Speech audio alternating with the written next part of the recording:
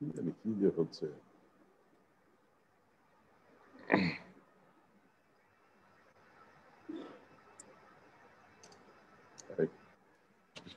ট্রেনে দাও তো।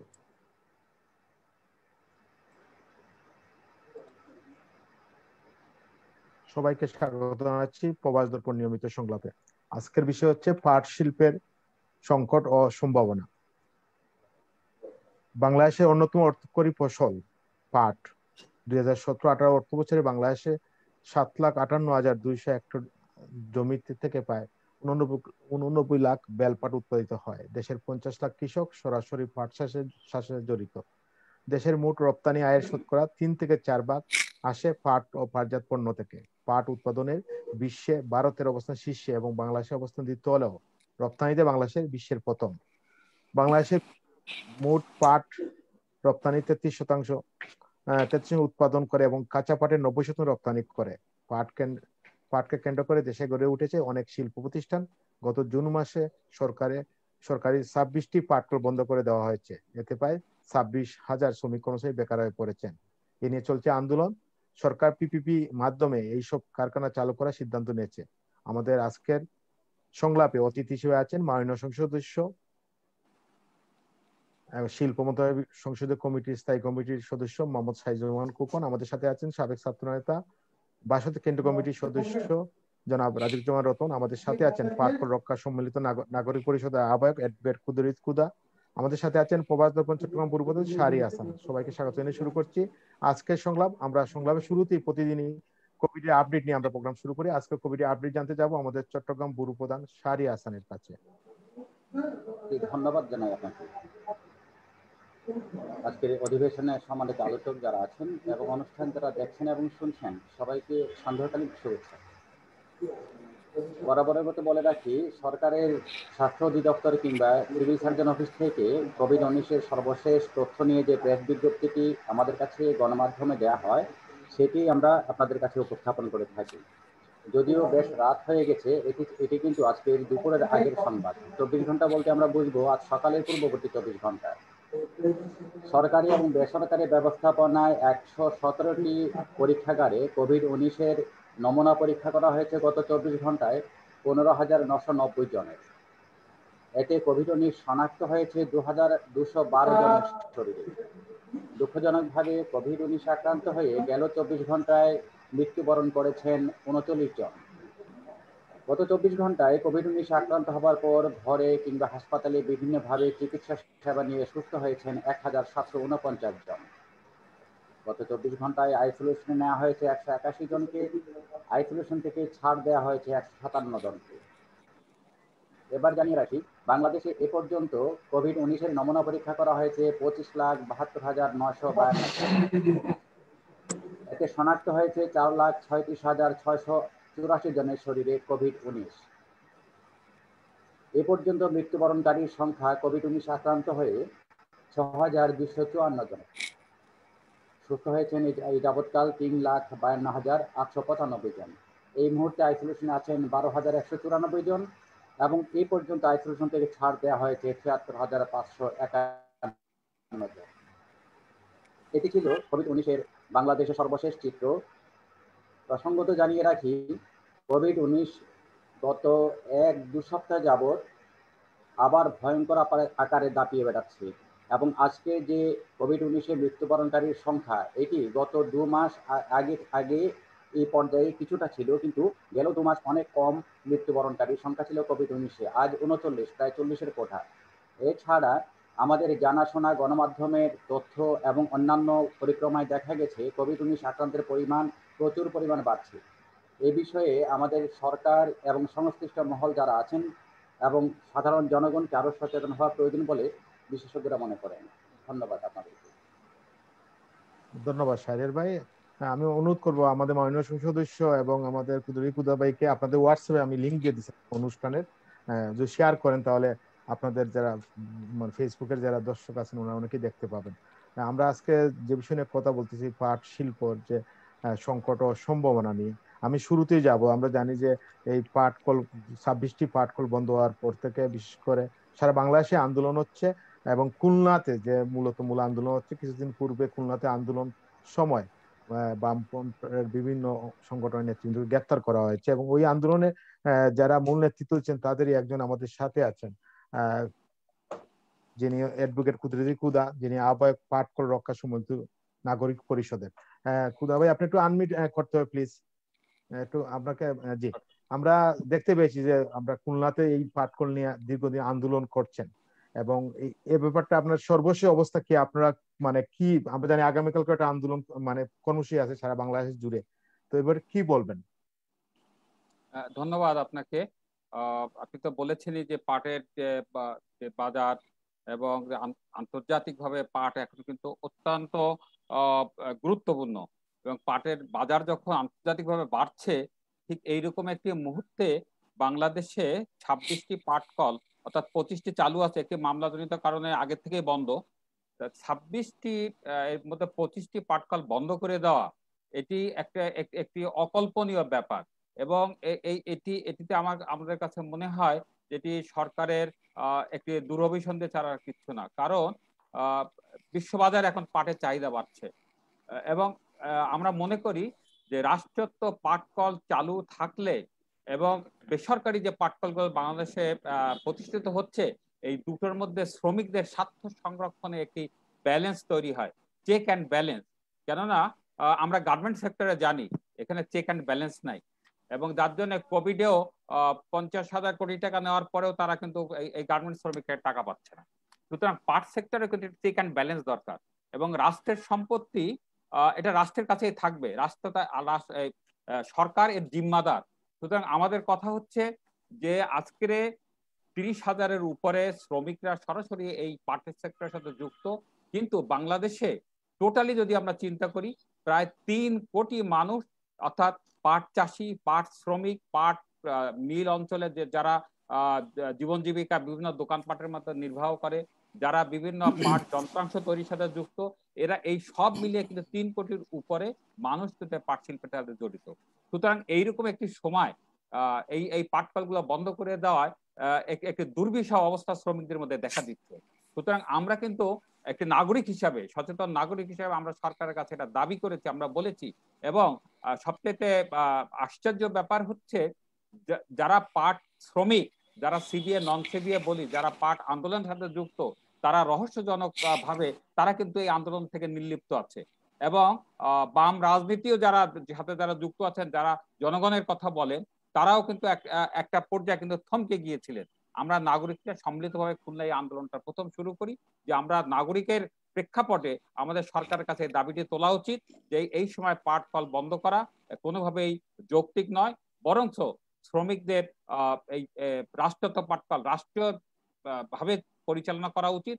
কেন সরকার একটি কথা বলছে যে পাটকলগুলো বন্ধ করার কারণ হচ্ছে পাটকল লোকসান দিচ্ছে, কিন্তু আমাদের কথা, পাটকলকে শ্রমিকের দ্বারা লোকসান হয় কিনা?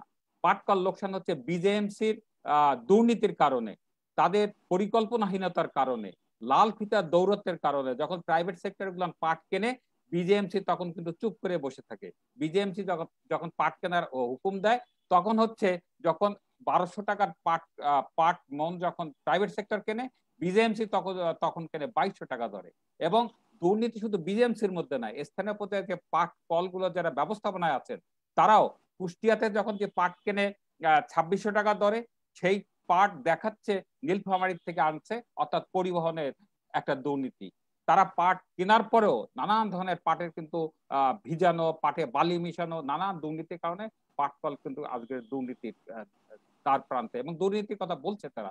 কিন্তু সরকার একথা বলছে না যে সরকারের অন্যান্য সেক্টরে, যেখানে ধরেন বিদ্যুৎ সেক্টরে তারা কিন্তু এখানে ভর্তুকি দিচ্ছে, তারা কিন্তু হাজার হাজার কোটি টাকা দেশে কিন্তু যেখানে শেয়ার বাজার থেকে লুট হয়ে যাচ্ছে, সেখানে কিন্তু সরকারের কোনো মাথা ব্যথা নাই। মাথা ব্যথা পাট সেক্টরে, যেখানে হাজার হাজার মানুষ, শ্রমিকরা এই আন্দোলনের সাথে যুক্ত আছে। আমরা মনে করি এই পাট সেক্টরের সাথে আসলে সরকারের চাইতে, আমি মনে করি সরকারের মধ্যে এক ধরনের স্বার্থান্বেষী মহল আছে, যারা কিছু টাকার মালিক হয়েছে, এবং একটি বৈদেশিক টাকার একটি প্রভাবও আছে, যারা কিন্তু এই পাট কলগুলো আসলে তারা প্রধানমন্ত্রীকে যেভাবে হোক তারা বুঝিয়েছে পাটকলের লোকসান খাতে যাচ্ছে, কিন্তু এটা প্রাইভেট সেক্টরে দেওয়া উচিত। আসলে শস্যের ভিতরে ভূত, শিয়ালের কাছে মুরগির বাচ্চা রাখতে দেওয়ার মতন। আজকে তাদেরই সন্তুষ্টি কিন্তু এই 25টি পাটকল পড়ে। সুতরাং এটি একটি ভয়াবহ আন্দোলন। আমরা যেটা বলি যে আমরা কিন্তু আমরা এতদিন দাবির আন্দোলন করে আছি সরকারের কাছে, কিন্তু এখন সরকারের বিরুদ্ধে সিদ্ধান্তের বিরুদ্ধে আমাদের আন্দোলন করতে হচ্ছে। সুতরাং এইটি এখন আপনারা জানেন কিছুদিন আগে আমি সহ আমাদের 14 জনকে গ্রেপ্তার করা হয়েছিল এবং এই মামলা হামলা এবং নানান ভাবে কিন্তু এখন ভয়ভীতি দেওয়া হচ্ছে যাতে আমরা জানি আন্দোলন থেকে সরে আসি। এবং সবচেয়ে মজার ব্যাপার, সরকার কিন্তু কিছু কিছু পার্ট মিলে বলছে যে আপনাদের টাকা দেওয়া হবে, টাকা দিচ্ছে কিছু কিছু একেবারে নামমাত্র, এবং যেটা বলছে সঞ্চয়পত্র দেওয়া হবে। কিন্তু সঞ্চয়পত্র দেওয়ার আমি মনে করি একটি একেবারে স্রেফ কাগজি একটি সঞ্চয়পত্র দেওয়ার ক্ষেত্রে তারা ব্যাংকের থেকে তাদের কাছে কিন্তু নোট আসবে যে তোমার এত টাকা দিয়েছে ব্যাংকে। কিন্তু একটি জিনিস আমরা লক্ষ্য করবেন, সরকার কত টাকা দিচ্ছে, কত টাকা ব্যাংকে যাবে, এইটা কিন্তু শ্রমিক জানে না। শ্রমিক কিন্তু আন্দাজে অন্ধের মতো তারা ওই সঞ্চয়পত্রে স্বাক্ষর করছে। সুতরাং এই জায়গাটিকে স্পষ্ট উচিত, কোন শ্রমিক কত পাবে তাদের হিসাব নিকাশ স্পষ্ট করে তাদেরকে বলা উচিত। আমরা বলেছি শ্রমিকদের ন্যায্য পাওনা শ্রমিকদের দিতে হবে, তাদের কষ্ট অর্জিত টাকা। পাশাপাশি রাষ্ট্রত্ব প্রত্যেকটা পাটকল চালু করতে হবে। কিন্তু মজার ব্যাপার হচ্ছে, ইদানিং আপনারা জানেন হয়তো শুনেছেন যে কিসেন জুট মিল, প্লাটিনাম জুট মিলে সেখানে কিন্তু শ্রমিকদের বলা হচ্ছে তোমরা যদি কলোনি না ছাড়ো, তোমরা যদি আবাস না ছাড়ো, তাহলে কিন্তু তোমাদের টাকা দেওয়া হবে না। এই টাকার ভয়, টাকা পাওয়ার জন্য, এবং তারা কিন্তু ভয় এক ধরনের কলোনিও ছাড়ছে। অর্থাৎ সরকারের একটি আমার মনে হয় একটি পরিকল্পনা যে শ্রমিকদের যদি এই সেক্টর মানে পাট কলের আশেপাশে থেকে সরিয়ে দেওয়া যায়, এই আন্দোলন আরো দুর্বল হবে। তো আমাদের কথা হচ্ছে রাষ্ট্রীয় পাটকল রাষ্ট্রের কাছে রাখতে হবে, এবং এটা যারা দুর্নীতি করছে তাদেরকে বিচার করা হোক, তাদের দুর্নীতির আওতায় এনে তাদেরকে শাস্তি দেওয়া হোক, এবং বিজেএমসিকে ঢালাও ভাবে মাথাভারী প্রশাসন না করে যতটুকু প্রশাসন দরকার সেভাবে বিজেএমসি পরিচালনা করা উচিত। আমরা মনে করি পাটকল যথেষ্ট ভালোভাবে চলতে পারবে। তাহলে আপনার কাছে আমরা দেখতে পাই, বিশেষ করে আমাদের ইউরোপ ইউনিয়নে এবং ইউকে সহ ইউরোপ ইউনিয়ন ঘোষণা করেছিল যে আপনার এই 2020 সালে আপনার প্লাস্টিক, বিশেষ করে প্লাস্টিকের ব্যাগ এগুলো বন্ধ করে দেবে। এবং বিশেষ করে বাংলাদেশে একটা সম্ভাবনা দেখা দিয়েছিল যে পাটের যে ব্যাগ এগুলো নিয়ে আসা ইউরোপে একটা সম্ভাবনা দেখা দিয়েছিল। আমরা দেখেছি বিএনপির আমলে বাংলাদেশের সবচেয়ে বড় যে পাটকল যে আদমজি জুট মিল, এটাকে বন্ধ করে দেওয়া হয়েছে। আমি একটু যাব, আমাদের সাথে আছেন বাসদ কেন্দ্রীয় কমিটির সদস্য, বামপন্থের অন্যতম নেতা, সমাজতান্ত্রিক শ্রমিক ফ্রন্টের সভাপতি জনাব রাজকুমার রতন ভাই দেশে। রতন ভাই, আমরা দেখতে পাই যে 222টি আপনার বেসরকারি পাটকল রয়েছে, হ্যাঁ, তাহলে আর এর মধ্যে 26টি ছিল সরকারি। তো এই 26টি বন্ধ করে দেওয়ার সরকারের মানে কারণটা কি? 272টি পাটকল তো সম্ভবত এটা লোকসান হচ্ছে না, শুধু 26টি পাটকল, সরকারি পাটকল কেন লোকসান হয় বারবার? কি মনে করেন আপনি? একটু আনমিউট করতে হবে প্লিজ রতন ভাই। ধন্যবাদ। আপনি আলোচনাটা শুরু করেছেন যে আমাদের পাট শিল্প এর সম্ভাবনা কি এবং সংকটটা কোথায়। সম্ভাবনার দিকটা যদি দেখি তাহলে গোটা বিশ্বব্যাপী পাটের সম্ভাবনা বাড়ছে, বাংলাদেশে তো বটেই। আপনি শুরুতেই বলেছেন যে আমরা বিশ্বের দ্বিতীয় বৃহত্তম পাট উৎপাদনকারী দেশ, কিন্তু আমাদের আভ্যন্তরীণ চাহিদা ভারতের চেয়ে কম বলে আমরা হচ্ছে প্রধান পাট রপ্তানিকারক দেশ। এবং আমরা দেখি যে আমাদের প্রায় 8,50,000 টনের মতো পাটজাত দ্রব্য আমরা রপ্তানি করি, এবং গত বছর সেটা প্রায় 8,000 কোটি টাকার মতো আমরা রপ্তানি করেছি। এইটা দিয়ে কিন্তু ঠিক বোঝা যাবে না যে আমাদের পাটের গুরুত্বটা কি।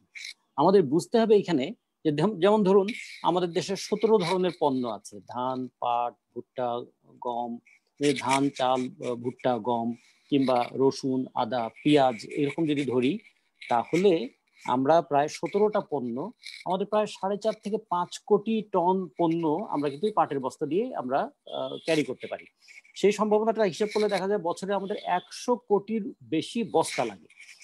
100 কোটির উপর বস্তা, প্রতিটা বস্তার যদি গড় ওজন আমরা ধরি আর কি পাট মিল অনুযায়ী 650 গ্রাম, তাহলে প্রায় 6,50,000 টন পাটের বস্তাই আমাদের লাগে। তাহলে আমাদের আভ্যন্তরীণ চাহিদাটা কত বড় দেখুন। যে শিল্পের আভ্যন্তরীণ চাহিদাটা বড় সেই শিল্পের টিকে থাকার সম্ভাবনাটাও বেশি। 2 নম্বর হচ্ছে যে পাটের যে জুট ডাইভার্সিফিকেশন প্রোগ্রামের মধ্যে আমরা দেখেছিলাম যে কত ধরনের জিনিস পাট থেকে তৈরি করা যায়, এবং তারা এরকম দেখিয়েছে যে 285 ধরনের পণ্য যা দেশে বিদেশে রপ্তানি করা হচ্ছে ইতিমধ্যে। সেই শাড়ি, লুঙ্গি, সালোয়ার কামিজ, পাঞ্জাবি, ফতুয়া, শোপিস, ওয়ালম্যাট, আলপনা, নকশি কাঁথা, পাপোশ, জুতা, স্যান্ডেল, শিকা, দড়ি, সুতলি, পর্দার কাপড়, এরকম কত কিছু আছে। এমনকি পৃথিবীর কয়েকটা গাড়ি কোম্পানি তারা বলেছে তারা ইন্টেরিয়র ডেকোরেশনের কাজগুলো তারা পাট দিয়ে করতে চায়, কারণ পাটের তাপ সহ্য করার ক্ষমতা বেশি এবং প্রকৃতিকে দূষণ করার ক্ষমতা খুবই কম, এবং এটা ডিসপোজেবল বলে সহজে পচে যায় বলে প্রকৃতিতে ক্ষতি করে না। যেমন আমাদের ঢাকা শহরে ধরুন, ঢাকা শহরের হিসাবে তারা বলেছে যে প্রায় 100 কোটির উপরে পলিথিন ব্যাগ আমাদের ঢাকা শহরের মাটির নিচে আছে, যেটা মাটির স্তরটাকে বিভক্ত করে ফেলেছে, আমাদের বুড়িগঙ্গা নদীর তলদেশ ভরাট করে ফেলেছে। এবং ইতিমধ্যে আপনারা শুনেছেন যে কর্ণফুলী নদীর তলদেশে কি পরিমাণ পলিথিন জমা পড়ে কর্ণফুলী নদীর নাব্যতা এবং তার যে পানির যে গুণগত মান সেটাও নষ্ট করে দিয়েছে। এগুলো বিবেচনা করলে আমাদের যদি আমরা প্রাকৃতিক সম্পদ হিসেবে যদি বিবেচনা করি, পাট হচ্ছে আমাদের অন্যতম প্রধান প্রাকৃতিক সম্পদ, যা শুধুমাত্র সোনালী আঁশ আর রূপালী কাঠি তা দিয়ে নয়। আমরা রূপকথায় পড়েছি না যে সোনার কাঠি আর রূপার কাঠির ছোঁয়া, আমাদের সোনালী আঁশ আছে এবং রূপালী কাঠি আছে। সেটা শুধুমাত্র এই উৎপাদনের ক্ষেত্রে না, তার আগেও সে কি করে আমরা যদি হিসাব করে দেখি, যে জমিতে যদি পাট চাষ হয় তাহলে জমিতে সারের খরচটা কম লাগে, কারণ পাটের যে পাতাটা পড়ে সেই পাতাটাই আবার জমিতে সার হিসেবে সরবরাহ করে। গড়ে আমাদের বাংলাদেশে যদি আমরা মানে 8 লক্ষ হেক্টর জমিতে পাট চাষ হয়েছে এরকম যদি হিসাব করি, তাহলে গড়ে আমাদের 956,000 টন পাট পাতা থেকে আমাদের প্রায় 423,000 টন আমাদের মানে জৈব সার মাটিতে এসেছে। এবং এটা আমরা যদি দেখি যে প্রতি হেক্টর পাট 1 মাস যদি 100 দিন যদি জমিতে থাকে, তাহলে গড়ে 10 টন করে প্রতি হেক্টরে অক্সিজেন সরবরাহ করে, সেটা বাতাসকে তারা নির্মল করার ক্ষেত্রে সহযোগিতা করে। আবার অন্যদিক থেকে যদি দেখি যে কার্বন নিঃসরণের পরিমাণ পাটে কিরকম কম এবং পলিথিনে কিংবা অন্যান্য কিরকম বেশি, মানে পাটের তুলনায় পলিথিনে এটা মানে শতগুণ বেশি পরিবেশে কার্বন ডাইঅক্সাইডের পরিমাণ সে বাড়িয়ে দিচ্ছে। এগুলো তো পরিবেশের দিক।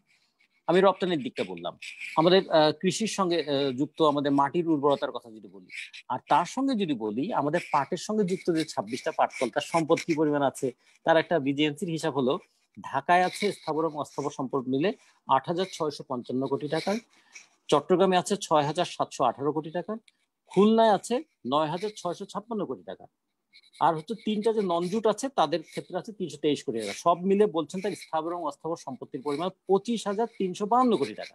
তার মানে আমাদের হাতে আছে 25,000 কোটি টাকার সম্পদ, আর প্রকৃতিতে সে কি পরিমাণ সম্পদ সৃষ্টি করছে। আমাদের প্রায় 50 লক্ষ চাষি পাট চাষের সঙ্গে যুক্ত আছে এবং আমাদের লক্ষাধিক শ্রমিক পাট শ্রমিক হিসেবে যুক্ত আছে। এগুলো যদি দেখি, তার সঙ্গে আছে আমাদের রপ্তানি আয় এবং তার সঙ্গে আছে আমাদের আভ্যন্তরীণ বাজারে পাটের পণ্যের ব্যবহার। সব মিলিয়ে পাটের অর্থনীতি এবং অর্থনীতিতে পাট, এটা আমাদের দারুণ একটা আলোচনার বিষয় আমাদের হতে পারতো, কিন্তু সেগুলো সব আমরা ভুলে গেলাম শুধুমাত্র মুনাফার কথা ভেবে এবং লোকসানের দোহাই দিয়ে। লোকসানের দোহাই কি, যে গত 48 বছরে আমাদের পাট খাতে লোকসান হয়েছে নাকি 10,250 কোটি টাকা, বছরে এটা প্রায় 243 কোটি টাকা করে গড়ে আমাদের লোকসান হয়েছে বললো। কিন্তু এই লোকসানের ব্যাপারটাও একটু আগে কুদরত ভাই যেটা বলেছেন, আমরাও সেগুলো হিসাব করে দেখেছি। এর জন্য 5টা অদায়ী। অগুলো কি? একটা হচ্ছে অদক্ষতা, 2 হচ্ছে অব্যবস্থাপনা, তারপর হচ্ছে অনিয়ম, তারপর হচ্ছে অদূরদর্শিতা। পাট নিয়ে কোনো দূরদর্শী পরিকল্পনা নাই। সেই 1951 সাল কিংবা কোনো কোনো ক্ষেত্রে 1915 সালের ইংল্যান্ড থেকে যে যন্ত্রপাতি নিয়ে আসা হয়েছিল সেই যন্ত্রপাতি এখনো কাজে লাগানো হয়েছে। তার সঙ্গে যুক্ত হয়েছে অপচয়। কিরকম অপচয়? মৌসুম সময় পাট না কিনে যখন পাটের দাম বেড়ে যায় তখন পাট কিনে সেটার দায় আবার শ্রমিকদের উপর চাপিয়ে দেওয়া হয়। এগুলো সব মিলিয়ে পাট খাত যে একটা দুর্দশাগ্রস্ত হয়েছে, তার জন্য কোনোটার জন্য শ্রমিক দায়ী নয়, কোনোটার জন্য আমাদের কৃষক দায়ী নয়। দায়ী কারা? যারা আমাদের সরকারের গুরুত্বপূর্ণ পদে থেকে পাট খাতটাকে গুরুত্বহীন বানিয়ে ফেলেছেন, যারা আমাদের পাট খাতটাকে শুধুমাত্র কাঁচামাল উৎপাদনের দেশে পরিণত করে রাখতে চান, আমরা পাট দিয়ে বিশ্বে যে ব্র্যান্ডেড হয়ে উঠবো সেই সম্ভাবনা যারা দেখে না, সেই দূরদর্শিতা যাদের নাই। এবং তার ফলে আমাদের কি হয়েছে দেখুন, এইটুকু বলে আমি অন্তত শেষ করি। আমরা দেখেছিলাম যে আমাদের 25টা পাটকলে আমাদের 10,000 তাঁত আছে, একটা তাঁতে 5 জন করে শ্রমিক কাজ করে। আমাদের যে এর মধ্যে 6,500 আছে হেসিয়ান তাঁত।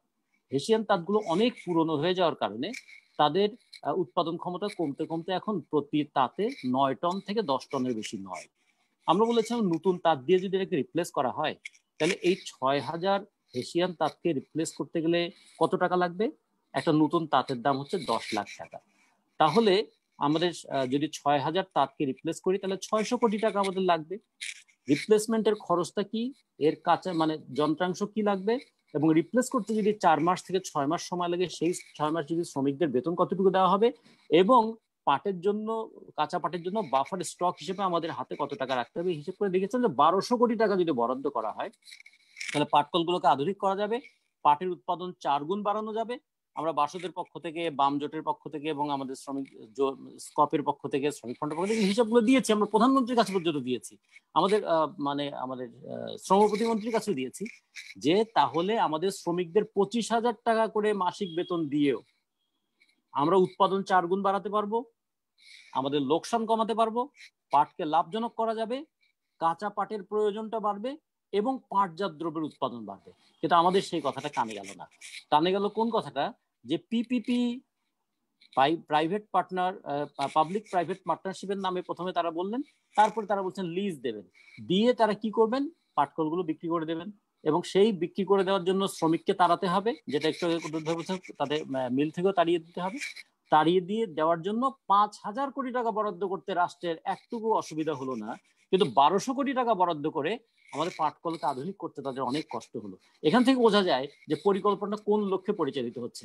পরিকল্পনার লক্ষ্যটা হচ্ছে রাষ্ট্রায়ত্ত পাটকলগুলো ব্যক্তির হাতে তুলে দাও, রাষ্ট্রের সম্পদ লুটপাটের জন্য ব্যবহৃত হতে দাও। যে সম্পদ আমরা বাংলাদেশ স্বাধীনতার মধ্য দিয়ে পেয়েছিলাম, যে আমরা পাকিস্তানিদের ফেলে যাওয়া পাটকল, সেগুলোকে আমরা রাষ্ট্রীয়করণ করেছিলাম, করে জনগণের ট্যাক্সের টাকায় সেগুলোকে পরিচালনা করেছিলাম। তাহলে স্বাধীনতা যুদ্ধের মধ্য দিয়ে পাটকল পেয়েছি, জনগণের ট্যাক্সের টাকায় পাটকলকে পরিচালনা করেছি। আজকে সেটা ওই যে এরশাদ প্রথম শুরু করলো, প্রথম 35টা পাটকল বেসরকারীকরণ করে দিল, তারপরে এলো বিএনপি এসে কি করলো, যে আদমজির মতন পাটকল সেটাকে বন্ধ করে দিয়ে বললো যে অজগর তার হাত থেকে দেশকে রক্ষা করেছে। সেই দিন এই প্রধানমন্ত্রীও তিনি বলেছিলেন যে বিএনপি এই আদমজি পাটকল বন্ধ করে জাতির সঙ্গে একটা বিশ্বাসঘাতকতার কাজই করলেন। আজকে তারাই আবার ক্ষমতায় এসে বাকি যে অবশিষ্ট 25টা পাটকল ছিল সেগুলো মৃত্যু পরোয়ানায় সই করলেন। তাহলে আমরা ধারাবাহিকভাবে যদি দেখি, ধারাবাহিকভাবে লুণ্ঠন যত চলছে তার সবচেয়ে বড় দেখছি লুটপাটের সর্বোৎকৃষ্ট দৃষ্টান্ত হচ্ছে পাট। লুট এবং পাট দুটো মিলিয়ে লুটপাট হতে হতে আজকে পাট শিল্পটাকে শেষ করে দিয়ে, মানে রাষ্ট্রায়ত্ত পাট জনগণের শিল্পটাকে শেষ করে দেবে, কিন্তু ব্যক্তি খাতটা কিন্তু প্রসারিত হবে, এবং গোটা দুনিয়াব্যাপী পাটের যে চাহিদাটা বাড়বে, এই চাহিদাটা শেষ পর্যন্ত বাংলাদেশের একদল লুটেরা, একদল কোটিপতি পুঁজিপতি, যাদের হাতে বিভিন্নভাবে দুর্নীতি করে অনেক টাকা জমেছে, তারা এখন এই সস্তায় আমাদের পাটকলগুলো কিনতে চান, তার সুযোগ করে দেওয়ার জন্য পাটকলটাকে শেষ করা হচ্ছে। ফলে পাটের সম্ভাবনা আছে, কিন্তু সেই সম্ভাবনাটা জনগণের পক্ষে যাচ্ছে না, সেই সম্ভাবনাটা চলে যাচ্ছে শেষ পর্যন্ত লুটপাটের দিকে।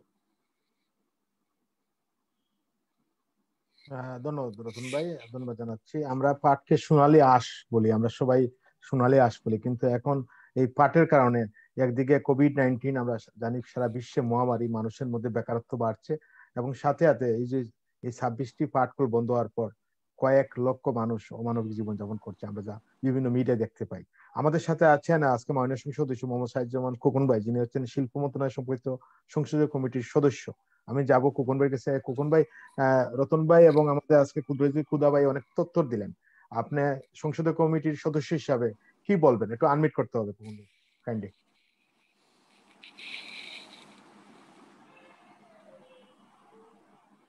হয়নি? জি, আসসালামু আলাইকুম। অসংখ্য ধন্যবাদ আপনাকে এবং আপনার আজকের এই অনুষ্ঠানে আমাদের সম্মানিত অতিথি আমাদের রতন ভাই, অ্যাডভোকেট কুদ্দুতী খোদা, শাহরিয়ার হাসান সহ আপনাদের সাথে যারা কলা কৌশলী আছে তাদের সবাইকে আন্তরিকভাবে শুভেচ্ছা অভিনন্দন জানাচ্ছি। আপনারা আমাদের সাথে যারা দেশে বিদেশে শুনছেন তাদেরকে অভিনন্দন ও শুভেচ্ছা জানাচ্ছি। আজকের বিষয়টি অত্যন্ত একটি গুরুত্বপূর্ণ বিষয়। সোনালী আঁশ, সোনালী অধ্যায়, দুটি বিষয় আজকে আমাদের সামনে। বিশেষ করে রতন ভাই চমৎকার ভাবে বিস্তারিত বর্ণনা করেছেন, আমি শুনেছি। আসলে আজকের এই অনুষ্ঠানের জন্য আমি প্রস্তুত ছিলাম না, আজকের বিষয়টি আমাকে বলা হয়নি। তো যাই হোক, আসলে আমাদের কৃষক সেই আদিকাল থেকেই পাট উৎপাদন করে আসছে আমাদের দেশে। পাট আমাদের অর্থকরী ফসল হিসাবে পরিচিতি লাভ পেয়েছে। কথা সত্য যে বাংলাদেশ পাট রপ্তানিতে দ্বিতীয় অবস্থান করলেও আজকে পাট শিল্পে কিন্তু একটা ব্যাপক ধস নেমেছে, নানা কারণেই আজকের এই পরিস্থিতিতে আসতে বাধ্য হয়েছে। রতন ভাই চমৎকার ভাবে সেই এরশাদ থেকে শুরু করে বেগম খালেদা জিয়া আজকে পর্যন্ত উনি বিস্তারিত তুলে ধরেছেন। আমি ওনার সাথে দ্বিমত করতে চাই না, তবে কথা বলতে চাই যে সময়ের প্রয়োজনে আজকে সরকারকে এমন একটি কঠিন সিদ্ধান্ত নিতে হয়েছে যে আজকে পাটকলগুলোকে চালু রেখে যে পরিমাণ ক্ষতি স্বীকার হচ্ছে প্রতি বছরে, সেটি আসলে কোনোভাবেই পুষিয়ে নেওয়া সম্ভব হচ্ছে না। এটি হতে পারে পাট ব্যবস্থাপনা একটি দুর্বলতা, ঘাটতি রয়েছে আমাদের যারা পাট ব্যবস্থার মধ্যে থাকেন, বিশেষ করে পাট শিল্প, বিজিএমই, এই জায়গাগুলোতে দীর্ঘদিন ধরে বিশেষজ্ঞদের অভাব পরিলক্ষিত হয়েছে, যে বিশেষজ্ঞরা আমাদের বাঙালি জাতি এবং জাতিসত্তাকে ভালোবেসে বাংলাদেশের পাট শিল্পকে রক্ষা করবে, যে মানুষ এদেশে কষ্ট করে সারাদিন ঘাম ঝরিয়ে আমাদের পাট উৎপাদন করছে, একটু অর্থনৈতিকভাবে সমৃদ্ধ হওয়ার জন্য যে সোনালী স্বপ্ন, সোনালী আশ ফলিয়ে চাকরি শখ দেখতো, তা আজকে ক্ষতিগ্রস্ত হতে যাচ্ছে। শুধু পাট শিল্পই না, আমি গভীরভাবে লক্ষ্য করছি রাষ্ট্রীয় শিল্পায়নের ক্ষেত্রে, রাষ্ট্রীয় শিল্পগুলো সবগুলোর ক্ষেত্রেই এরকম একটা পরিস্থিতি লক্ষ্য করছি যে সবগুলো শিল্পের মধ্যে কিন্তু একটি লোকসানের অবস্থা আমি মানে গভীরভাবে লক্ষ্য করে দেখেছি। আর পাট শিল্পটা আসলে, আমি শিল্প মন্ত্রণালয় সংক্রান্ত স্থায়ী কমিটির সদস্য হলেও পাট শিল্পটি হচ্ছে পাট মন্ত্রণালয়ের অধীনে। তো এই ব্যাপারে আসলে কেন এই পরিস্থিতির শিকার হলো আমি অতটা বিস্তৃত বলতে পারবো না। তবে এই কথা সত্য যে পাট আমাদের অর্থনীতিকে, আমাদের দীর্ঘদিন ধরে অর্থনীতিকে চাঙ্গা করে রেখেছে। বিশেষ করে আমাদের কৃষককুল, আমাদের সেই আদিকাল থেকে আমাদের পিতামহ থেকে শুরু করে সকলেই কিন্তু আমাদের একটি অর্থকারী ফসল হিসাবে, প্রধান অর্থকারী ফসল হিসাবে পাটকেই বেছে নিয়েছে। তো সেই পাট যদি, পাট শিল্প যদি ক্ষতিগ্রস্ত হয়ে যায়, পাট ক্ষতিগ্রস্ত হবে, কৃষক ক্ষতিগ্রস্ত হবে, কথা সত্য। আমি ওনাদের সাথে দ্বিমত করতে চাই না। এই পাট শিল্প যে কোনো মূল্যে পুনরুদ্ধার হওয়া উচিত বলে আমি মনে করি। নিশ্চয়ই মাননীয় আমাদের সরকার এই বিষয়টি আবার পুনর্বিবেচনা করবেন এবং নতুন করে পাট শিল্পকে কিভাবে বাঁচিয়ে রাখা যায়, পাট শিল্পকে কিভাবে রক্ষা করা যায়, আমাদের কৃষককে কিভাবে অর্থকরী ফসল হিসাবে এটিকে আবার উৎপাদনমুখী করা যায়, সেই বিষয়টি বিবেচনা করবেন বলে আমি বিশ্বাস করি।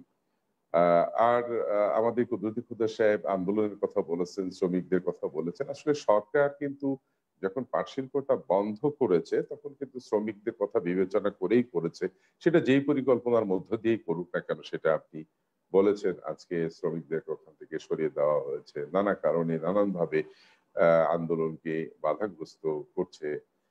এটি বিষয় তো সত্য যে সরকার যে সিদ্ধান্ত নিয়েছে সেটি বাস্তবায়ন করবার জন্য যে যে প্রক্রিয়াগুলো অবলম্বন করা দরকার, শ্রমিক অসন্তুষ্টি যেন না থাকে সেজন্য তাদেরকে একটি টাকাও দেওয়া হয়েছে, তারা যেন ভবিষ্যতে এই অর্থনৈতিকভাবে ক্ষতিগ্রস্ত না হয়, সেটি বিবেচনা করে কিন্তু সরকার সিদ্ধান্ত নিয়েছে।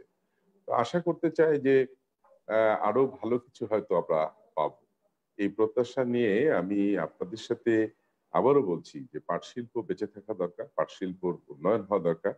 পাট শিল্পকে বাঁচিয়ে রাখতে আমাদের সকলকেই একটি ঐক্যমত সিদ্ধান্তে পৌঁছানো উচিত বলে আমি মনে করি।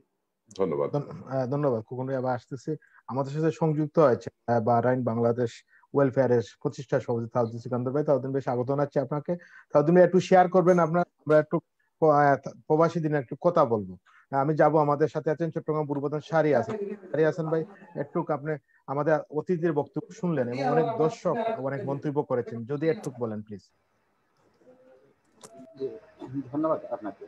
আমি সম্মানিত আলোচক যারা আছেন তিনজনের কথাই খুব মনোযোগ দিয়ে শুনেছি এবং খুব চমৎকার আলোচনা হয়েছে।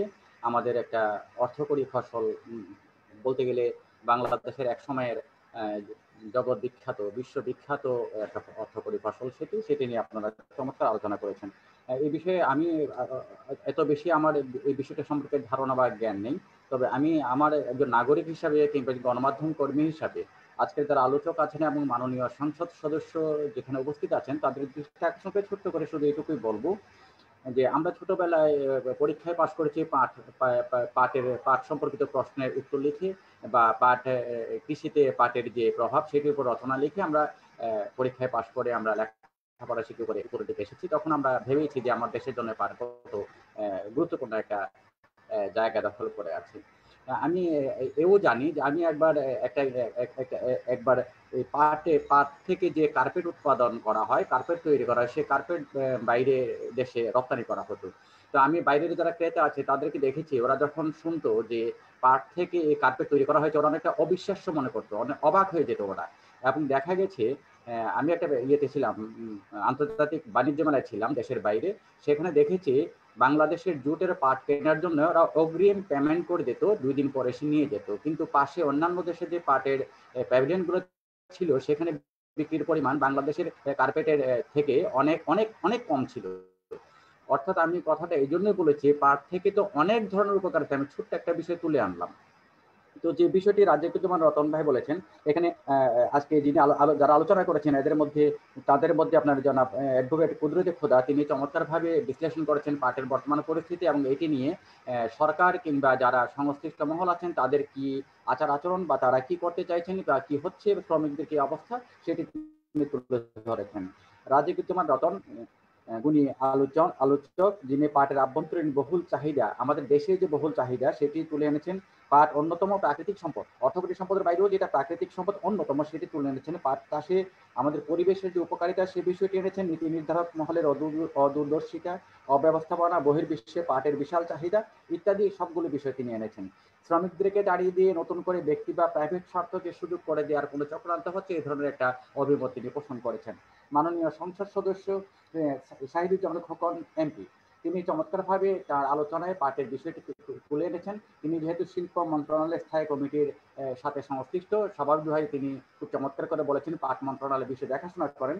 এবং আমি খুশি হয়েছি যে তিনি পাটের গুরুত্বের বিষয়টি উপস্থাপন করেছেন এবং এই নিয়ে আমাদেরকে নতুন করে ভাবতে হবে সেই বিষয়টি তিনি চমৎকারভাবে আমাদেরকে অভিমত জানিয়েছেন। এবং তিনি রাষ্ট্রীয় ব্যবস্থায় পরিচালিত প্রায় সব শিল্পই যে কোনো না কোনোভাবে ঝুঁকির মুখে বা আপনার ওই লোকসানের দিকে যায়, এই একটা সুন্দর সত্যকে তিনি চমৎকারভাবে আমাদের সামনে উপস্থাপন করেছেন। দেশের নাগরিক হিসেবে, শুধু এমপি নয়, একজন দেশের সচেতন নাগরিক হিসেবে তিনি যে বিষয়গুলো উপলব্ধি করতে পারেন সেটি আমরা বুঝতে পারলাম। আমার অনুরোধ থাকবে এই বিষয়টায়, লোকসানের খাত কিন্তু বাংলাদেশে অনেক আছে। মাননীয় সংসদ সদস্য নিশ্চয়ই ভালো করে জানেন বা অন্যান্য আলোচকরা, আমি প্রায় এই কথা বলে থাকি, অনেকগুলো খাত আছে। কিন্তু আমি যে একটা খাতের কথা বলি, ধরুন বাংলাদেশ বিমানের লোকসানের খাতটা চিন্তা করুন কিরকম, কবে থেকে সে লোকসান দিচ্ছে বা কখন কোন সময় তিনি কখনো লাভ করেছেন কিনা ওই প্রতিষ্ঠান বিমান, আর লাভ করে থাকলে কত করেছিল, লোকসান করে থাকলে কত করেছিল। কিন্তু বিমানকে কি বন্ধ করে দিতে পারা গিয়েছে? পারা যায়নি, সম্ভব নয়। এটা হবেই না, এটা হওয়ার প্রশ্নই আসে না। যত লোকসানের বিমান কিন্তু চলবে, বাংলাদেশ বিমান কিন্তু চালু থাকবে, সেটা 2টি ফ্লাইট দিয়ে হোক আর 200টি ফ্লাইট দিয়ে হোক। সেটির বিবিধ কারণগুলো আপনারা খুব ভালো মতো উনি আলোচকরা জানেন যে কেন সেটাকে চালু রাখা দরকার বা কেন রাখে, আর লোকসান কেন দেয় সেই জায়গায় আমি যাচ্ছি না, সেটি অনেক বড় বড় বিষয় আছে। প্রতি বছর কেন লোকসান দেয় সেটা নিশ্চয়ই সরকারি মহল জানেন, সরকার নীতি নির্ধারকরা জানেন, যারা আলোচক আছেন তারাও জানেন, বিষয়গুলো কিভাবে ফাইন্ড আউট করা দরকার সে বিষয়টা বুঝেন। তারপর কি হয় সেটা অন্য বিষয়। তো প্রাইভেট খাতে পাট শিল্প যদি ছেড়ে দেওয়া হয় তাহলে লাভজনক হয়, যদি সরকারি খাতে থাকে লাভজনক হয় না। এটা আমাদেরকে বুঝতে হবে যে মূল বিষয়টা হচ্ছে সরকারের ব্যবস্থাপনা থাকার পর আমরা যাদেরকে দায়িত্ব দিই, অর্থাৎ আমি সবসময় কথাটা বলি, একটা সরকার যখন খুব ভালো কাজ করে, সরকারের প্রধান যতই দেশপ্রেম নিয়ে সামনের দিকে দেশকে এগিয়ে নিতে চান, আমরা সেটা খুব ভালো মতো বুঝি যে তার সৎ সাহস, তার চেষ্টার কমতি থাকে না। কিন্তু আমলা পর্যায়ে যে বিষয়টা থাকে, নীতি নির্ধারক অন্যান্য যারা থাকেন তাদের ভিতরে যে বিষয়গুলো আছে, এটি নিশ্চয়ই আমাদের গুণী আলোচকরা জানেন, সংসদ সদস্য নিশ্চয়ই ভালো মতো বোঝেন। ওই জায়গায় যে ভূত আছে, আমরা যেটা বলি সরষের ভিতর ভূত, সেটা তাড়াতে পারলে পাট শিল্প না ওঠার কোনো কারণ নেই। পাট শিল্প দেশে নতুনভাবে জেগে ওঠার যথেষ্ট কারণ আছে, এবং যে জেগে ওঠার পেছনে অনেক যুক্তি আছে। আমরা চেষ্টা করলে সেটা পারি। সরকারি মহল এবং সরকার সংশ্লিষ্ট অন্য যারা বিষয়গুলো বিশেষজ্ঞ বোঝেন, জানেন, রতন ভাই যেভাবে বললেন ঠিক ওভাবে আরো যারা আলোচক বিশেষজ্ঞ যারা থাকবেন তাদেরকে সাথে নিয়ে যদি চিন্তা ভাবনা করেন, আমি আশা করি পাট শিল্পকে নতুন রূপ দেয়া, দেশের জন্য নতুন ভাবে আবার উপস্থাপন করা ভালো সুযোগ হবে। ধন্যবাদ সবাইকে। ধন্যবাদ শাহরিয়ার ভাই। আমরা এই আজকে যে পাট শিল্পের সাথে আরেকটা বিষয় সংযুক্ত করতে চাই আমরা, যেহেতু আমরা জানি যে বিশেষ করে এখন যে সময় যে বাহরাইনে সহ মধ্যপ্রাচ্যের প্রবাসীরা আটকা পড়েছেন বাংলাদেশে, বা 1 লক্ষ প্রবাসী, এবং অনেক প্রবাসী মানে এই বাংলাদেশে থেকে কর্মস্থলে ফিরে যাওয়ার জন্য বিভিন্ন চেষ্টা করে যাচ্ছেন, বিভিন্ন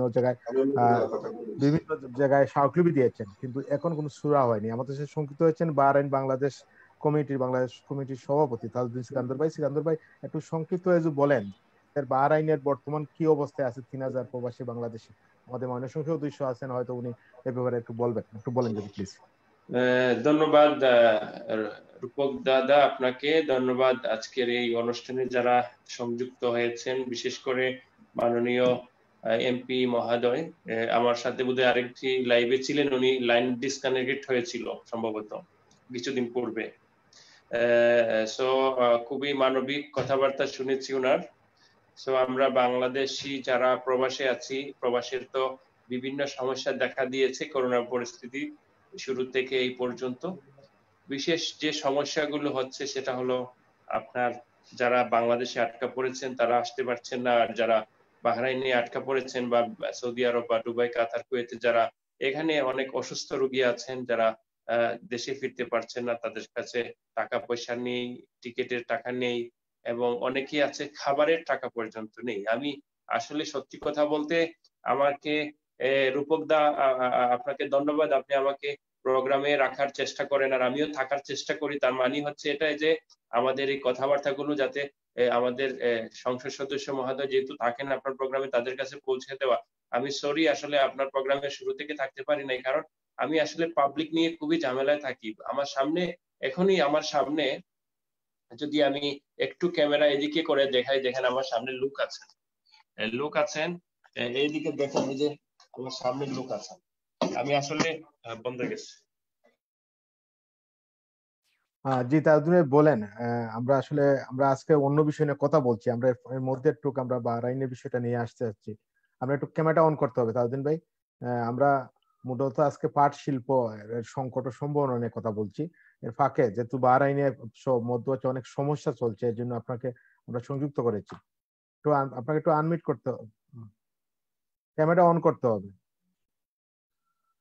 তাজউদ্দিন ভাই আবার আসবো আপনার কাছে, আমি যাব, আমাদের সাথে আছেন যিনি।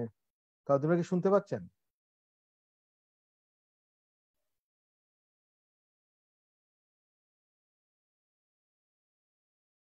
জি, আমি এখন তাজউদ্দিন ভাইয়ের কাছে আবার। তাজউদ্দিন ভাই শুনতে পাচ্ছেন? জি ভাই, সরি আমার একটা মোবাইলের চার্জ বন্ধ হয়ে গেছে, মোবাইলে ফোন। জি, এটা একটু সংক্ষিপ্ত, আমরা আজকে অন্য বিষয় নিয়ে কথা বলতেছি, পাট শিল্প নিয়ে কথা বলতেছি। তো আমি যে বিষয়ে কথা বলছিলাম সেটা হলো যে যেটা বলতে চাচ্ছিলাম, আমি প্রোগ্রামের শুরুতে আসলে এড হতে পারি নাই, তার কারণ হচ্ছে আমার অফিসে এখনো প্রায় 15-20 জন মানুষ আছে। এখানে আমার সবচেয়ে বেশি লোক হচ্ছে যারা বিভিন্ন প্রবলেম নিয়ে আসে, মানে কেউ ভিসা লাগাতে পারছে না, কেউ বাংলাদেশে যেতে পারছে না, আবার কেউ টিকিটের জন্য সমস্যা, আবার কেউ স্যালারি পাচ্ছে না, আবার এদিকে দেখা যাচ্ছে অসুস্থ। সো আসলে প্রবাসী মিডল ইস্টের মানুষ তারা জীবন যুদ্ধ, আমাদের যারা মিডল ইস্টে আছে তারা বিশেষ করে যুদ্ধ করেই তারা বাংলাদেশে অর্থনীতি প্রেরণ করে, টাকা প্রেরণ করে, অর্থনীতিকে মজবুত করে। প্রতিটা প্রবাসী আমি বলবো অনেক কষ্টে। সো আমরা যে সমস্যার মধ্যে এখন আছি সেটা হলো আমাদের 3000 বাংলাদেশি আটকা পড়েছে আপনার বাংলাদেশে, যাদের কর্মসংস্থান বহাল আছে, তারা আসলে আবার আগের মতো বাংলাদেশে টাকা প্রেরণ করতে পারবে। তো সেই সকল প্রবাসীদেরকে নিয়ে আসার জন্য মানববন্ধন করা হয়েছে, অনেক অনুষ্ঠানে আমরা মাননীয় এমপি মহোদয়ের সাথে কথা বলেছি এবং তারা সেখানে তাদের দাবি দাবা তুলে ধরেছেন লিখিতভাবে মন্ত্রণালয়ে। আমি ধন্যবাদ জানাই বাংলাদেশ সরকার বাহরাইনের প্রধানমন্ত্রীর ইন্তেকালে আজকে শোক দিবস পালন করেছেন। এটা একটা বিশাল একটা বিষয়, এটা খুবই পজিটিভলি নেবে এই দেশের সরকার।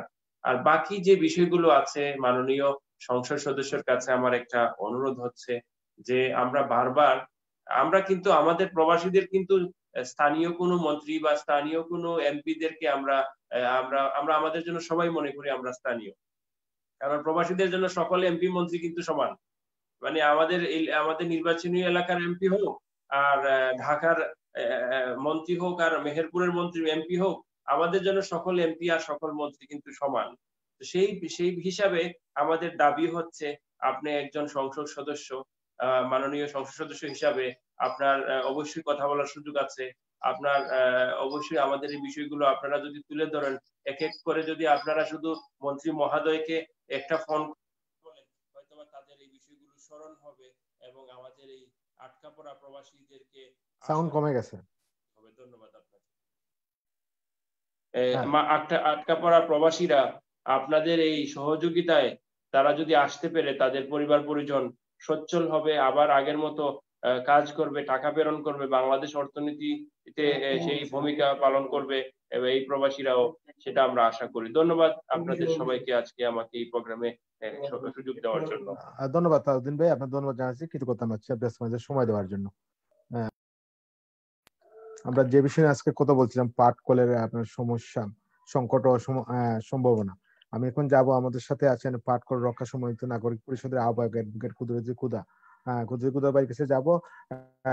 যে কথাটা মাননীয় সংসদ সদস্য বললেন খুব সুন্দরই বললেন, এবং উনি যে স্বীকারটা করলেন বিশেষ করে যে বাংলাদেশের পাটের একটা সম্ভাবনাময়, এবং এই জিনিসটা নিয়ে আমি বলবো আপনারা যে আন্দোলন করছেন, আপনারা তো অবশ্যই, আমরা জানি বিভিন্ন সময় মাননীয় প্রধানমন্ত্রী অফিসে স্মারকলিপি দেওয়া হয়েছে, এবং আমরা জানি বিভিন্ন আন্দোলন করছেন দীর্ঘদিন যাবত।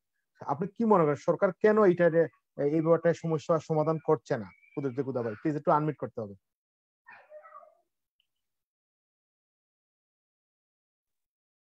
দেখেন, আমি মনে করি, আমি প্রথমে ধন্যবাদ জানাই মাননীয় সংসদকে। তিনি কিন্তু জিনিসটা উপলব্ধি করছেন।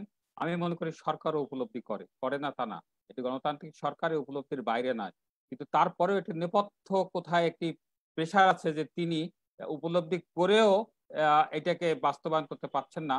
এবং এটা আভাস আমি আগেই দিয়েছি যে পার্টির মধ্যেই এক ধরনের স্বার্থন্বেষী মহল দীর্ঘদিন ক্ষমতায় থাকলে যা হয় সেটি ঘটেছে, একটি স্বার্থন্বেষী মহল তৈরি হয়েছে। দেখেন, এর আগেও ৭৭টি কলকারখানা প্রাইভেটাইজেশন করা হয়েছে। তার মধ্যে এই যে কুষ্টিয়ার মোহিনী টেক্সটাইল বলেন, খুলনার সোনালী জুট মিল বলেন, একটি মিলও কিন্তু চলেনি, ইতিহাস নাই। এবং অধিকাংশ মিল কিন্তু, এবং যেটা হবে, এই যে 25টি পাটকল যদি প্রায়, এবং সরকার কিন্তু বলছে এটা কি পিপিপির মাধ্যমে চালানো হবে, এখন আবার বলছে যে না, এটা লিজে দেওয়া হবে। সুতরাং ওখান থেকে সরে গিয়েছে। আমরা আবার বলেছিলাম তাহলে G2G হোক, গভর্নমেন্ট টু গভর্নমেন্ট, যেমন চায়না একটা প্রস্তাব দিয়েছিল, কিন্তু সরকার আসলে যে কোথায় যাবে এটা বলা খুব মুশকিল, এবং প্রাইভেটাইজেশন আসলে মিল চলবে না, এটাই হলো বাস্তবতা। এবং এর আগে যেহেতু আমি বলেছি ৭৭টা মিল চলেনি। দেখেন, 2010 সালে বাংলাদেশে একটি আইন করা হয়েছিল, ম্যান্ডেটরি প্যাকেজিং অ্যাক্ট, যে এই অ্যাক্টটিও যেটা রতন ভাই বলেছে, বাংলাদেশের যে অভ্যন্তরীণ চাহিদা এবং বাংলাদেশের যে পাটের ব্যাগ সহ বস্তা সহ এই যে অভ্যন্তরীণ চাহিদাটাও কিন্তু যদি মেটাতে চাই, তাহলে কিন্তু 25টি না 50টি পাটকল, রাষ্ট্রায়ত্ত পাটকলও কিন্তু এটা মেটানো সম্ভব না। এবং একটা কথা বলতে হয় যে পাটের ব্যবসা কিন্তু বাংলাদেশে বন্ধ হবে না, পাটের ব্যবসা কিন্তু চলবে। কিন্তু যেটা হবে যে একটি, আমরা কল্যাণকর রাষ্ট্রের কথা বলি, একটা কল্যাণকর রাষ্ট্র হতে গেলে বাংলাদেশের যে 3 কোটি মানুষ এই রাষ্ট্রের পরে নির্ভরশীল, তাদের কি কল্যাণ, তাদের যে সুখ স্বাচ্ছন্দ্য, এইটা কিন্তু ধুলায় মিশে যাবে। কেন, একটি জিনিস হচ্ছে, রাষ্ট্র যদি ধনী হয়, রাষ্ট্রের হাতে যদি সম্পদ থাকে, তাহলে কিন্তু উপকার পায় কিন্তু জনগণ। আর ব্যক্তি যদি ধনী হয়, জনগণ শোষিত হয়। তা আমি মনে করি সরকার খুব ভালোভাবেই বোঝে, কিন্তু বোঝার পরেও কিন্তু সরকার এই জায়গাটি কিন্তু এখনো ভাবতে পারে, এখনো ভাবার সময় আছে। আমরা মনে করি যে যে টাকা পয়সা দেওয়া হচ্ছে এটা শ্রমিকদের প্রাপ্য। যারা বয়স্ক শ্রমিক, যাদের 2-3 বছরের চাকরি আছে, তারা অবশ্যই পেনশনে যেতে পারে, কিন্তু 5-6 বছর যাদের চাকরি আছে তাদেরকে আবার কিন্তু এই মিলগুলো নিয়ে যেখানে দুর্বলতা, সেই দুর্বলতাকে কাটিয়ে মিলগুলো চালু করা সম্ভব। আমরা আশা করি সরকার, কেন পাট হলো একটি হাজার বছরের ঐতিহ্যের একটি সম্পদ, এবং বাংলাদেশে এই পাট এখন কিন্তু চাহিদা বাড়ছে।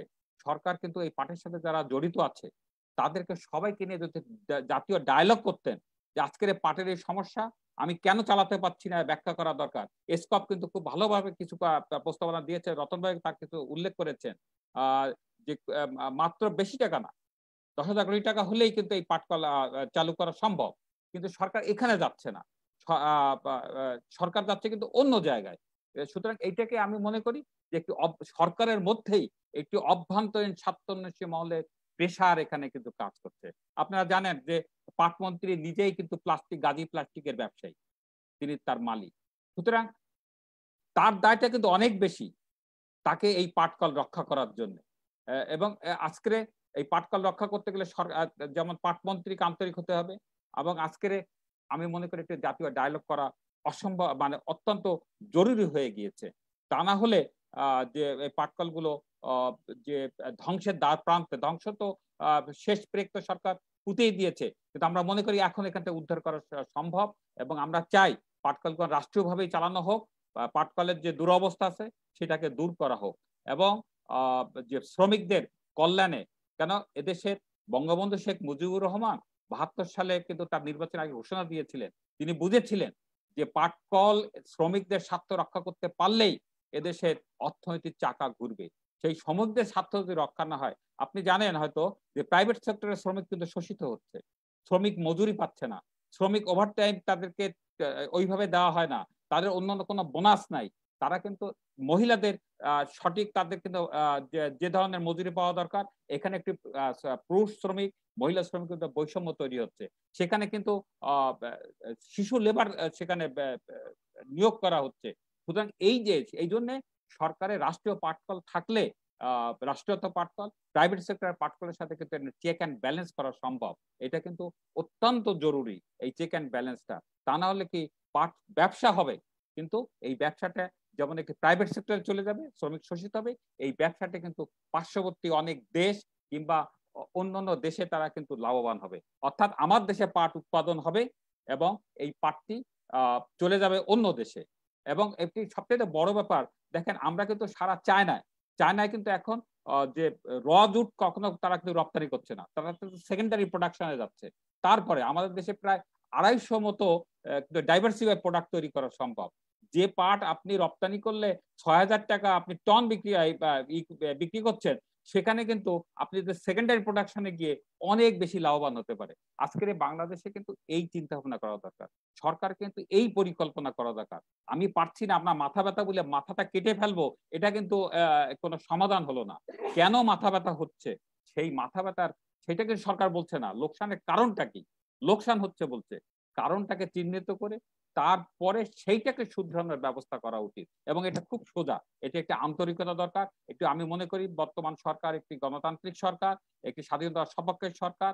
আমি মনে করি সরকার এই জায়গাটি ভাবার যথেষ্ট স্কোপ আছে, এবং তারা ভেবে আবার পাটকলকে নতুন ভাবে চালু করা উচিত এবং করবেন।